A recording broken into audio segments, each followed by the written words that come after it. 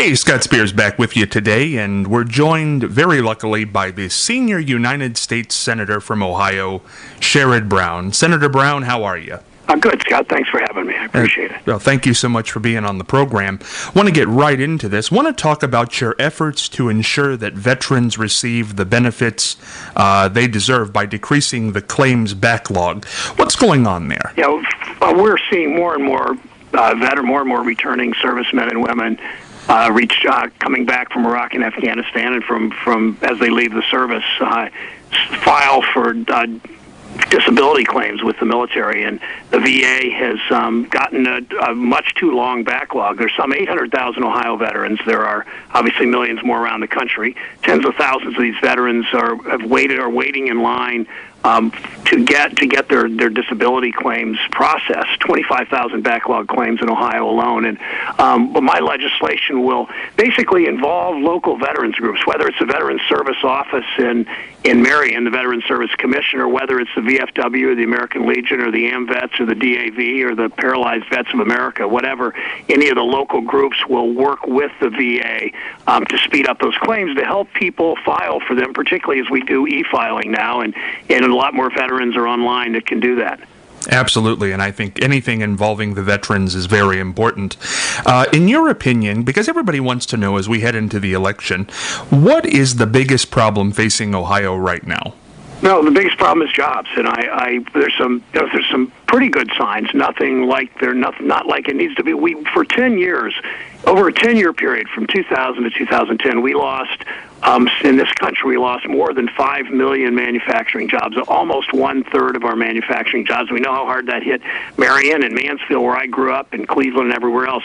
We have seen for almost every month the last 2 years manufacturing job growth and job growth overall.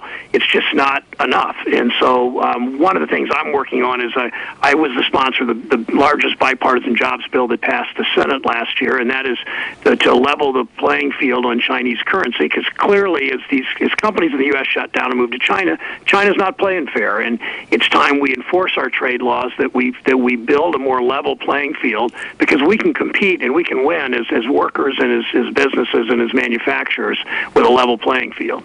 You know, certainly, Senator Brown, I think everybody would agree with you that jobs are the most important thing right now on everybody's mind in Ohio. But certainly nationally right now, a big conversation has been started by President Obama endorsing same-sex marriage, first president to do that, sitting president. What is your feeling on that? I support marriage equality, and I have for years. I think that if two people love each other, more power to them. I don't think they threaten my marriage. I think that it's something that I don't think we tell the churches what to do. Churches recognize what they want to recognize, but in terms of the legal system, I'm not a lawyer, but in terms of the legal system, I think that people should have that right. Do you think that should be handled by the federal government or the state government? Well, I think I think it should be a national policy. I don't think, if you can marry in one state and then you go to another state and you're no longer legally married, that just doesn't make sense. And to me, it's a civil right, and that's what we should honor. And I look back 40 years ago. Marriage between an African American and a white person was so frowned upon in this country, and now people don't much care about that. And it's just the world's changed, and I think that's a change in the right direction. That if someone loves somebody, why would big government come along and take their rights away, any rights away that they or any intrude in between the two of them? I just don't think it makes sense. Senator Brown, Ohio is right now in the mix of the casinos coming in. First one to open in Cleveland last week, and the Toledo one's on the horizon. What's your feeling on the casinos in Ohio? Well, I have mixed feelings. I want to make sure they're paying enough taxes to take care of the problems that a casino tends to create sometimes. You need more police protection. You probably need more substance abuse counsel, all the kinds of things that more gambling can bring. So I have those concerns. It's the law in Ohio. They're here. I want to make sure they work for people. I want to make sure that if people are going to gamble, they do it in Cleveland or Columbus rather than go to another state.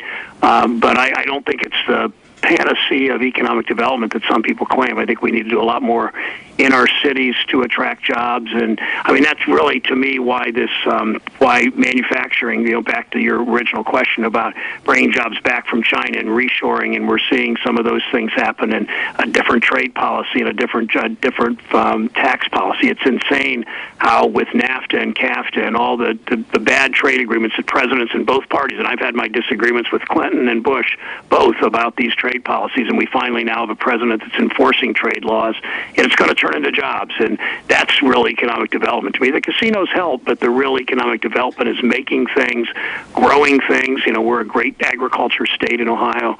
That's where the real future is. Senator Brown, this is an election year. President Obama's up for re-election. You're also up for re-election. You're running against Ohio Treasurer Josh Mandel. And there was an ad that was recently put out that you approved. I watched it yesterday, in which you called Josh Mandel a politician we just can't trust. Why is that?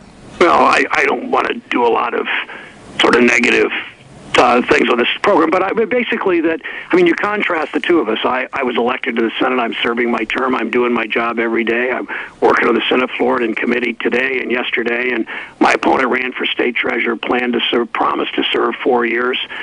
In his first 2 months in office, he was already raising money, including going on overseas trips to raise money for a Senate race 2 months into his term. And so I think it's really, do you trust somebody that is always looking for the next position, always looking for the next job, and will do whatever it takes to get that next job? I mean, he just today turned back $100,000 in campaign contributions because the FBI has been looking at him for the last 6 months on illegal campaign contributions. I mean, I guess I do say, should voters trust somebody like that? But this race is going to be about what I've done and what I'm going to continue to do, fighting for jobs for Ohio. Absolutely, and I certainly agree with your message, but in the last minute and a half here we have with you, when you are in an election like this and you do tack your name on the end of an ad where your voice comes in and you say, I approve this message, when you call somebody a politician we can't trust, is that to you heavy rhetoric, or is that just the truth? Well, it's the truth. I wouldn't put my name on it if it weren't. And you've got to. I mean, I didn't just say that. It's what we said in the ad that plays into that. And I contrast that with a couple months ago. I was at Nucor Steel in Marion, and talking about making sure that we buy American steel every chance that either the government or private business in this country can. I mean, that's the contrast you're going to see. A politician that's run who wants to be something but not do very much in office, versus somebody like me who really works hard at this job, works hard at the job itself, not at the campaign only, and is fighting for whether it's non-union workers at Nucor or whether it's union workers at another plant. I will fight for helping to create a stronger middle class. Final question here with 30 seconds, Senator Brown, because I know you have to get going, and I do appreciate the visit. And it's when it comes to trust, I know you've said that Josh Mandel is always going to the next position, trying to get the next job. But is that an issue of trust? I mean, why is that trust? Oh, I think it's trust because he promised that he would serve 4 years. He said that publicly on tape when he was running for state treasurer, and 2 months later, he broke that promise. He has had to turn campaign money back. That's a question of trust. He's not done his job as state treasurer. That's a question you entrust somebody for in public office, and they don't live up to what they took their oath about and what they promised. And that, to me, is all about trust. I'll let the voters decide that, but they're going to have a contrast in this campaign between somebody who doesn't do his job but says he was going to, versus somebody that promised to do his job and is fighting every day for Ohio jobs and to create a strong middle class. How confident do you feel? Well, I feel confident because I think the voters are smart. Okay. Well, hey, Senator Sherrod Brown, senior senator from Ohio. Hope you come back with us in the future. Thank you so much. Thanks. I appreciate it. Bye-bye. Well, there you go. And we'll just keep on moving along here this morning. Interesting guy, I think.